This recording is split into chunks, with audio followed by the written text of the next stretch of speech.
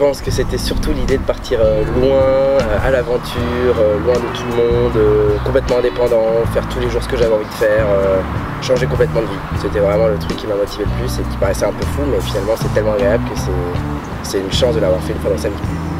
Moi j'avais envie d'une petite graine de folie, de plus faire métro boulot dodo et d'aller faire autre chose, voir autre chose.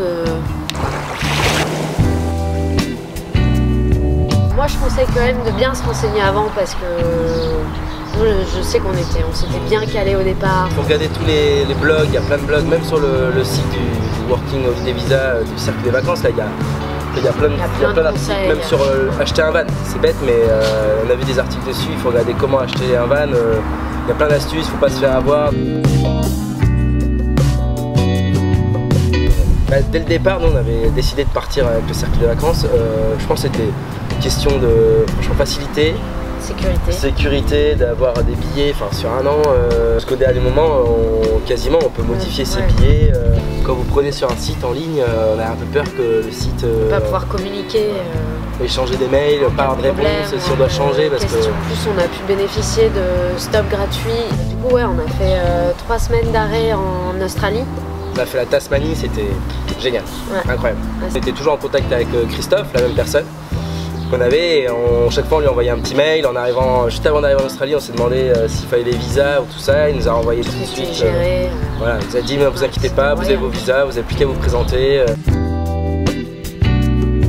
Tout est fait pour le voyage, donc non, que même que vous voulez faire du stop, on a vu énormément de gens en stop, tout le monde s'arrête pour prendre ses autostoppeurs.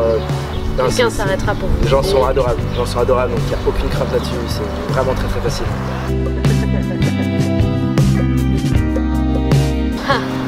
Bonne question. C'est bien, il faut être un peu sûr de son couple, c'est bien. Ouais. Tu vis quand même H24, pas loin l'un de l'autre. Ouais. Et puis c'est une super expérience à partager aussi, ça fait vraiment des souvenirs en commun assez incroyables. C'est cher dans les grandes villes. Ouais. Enfin, si tu pars en mode road trip avec ta voiture, tu peux vraiment économiser sur autre chose. Les campings, tu peux très facilement trouver beaucoup de campings gratuits. Boire vraiment pas cher. Voilà, et puis après tu vis simplement quoi. Je dirais, au niveau paysage, moi ça a été la Wepua Forest, la forêt de Kauri dans le nord de l'île du Nord, de la Nouvelle-Zélande, où c'est complètement magique. On est sous le charme de ces forêts, des arbres immenses et incroyables. Ah, j'en ai plein. En particulier, je dirais la Queen Charlotte Track. C'est une randonnée sur 3 jours dans le nord de l'île du Sud.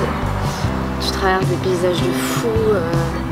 C'est vraiment magnifique et t'es dans la nature totale, complètement immergé, c'est fou.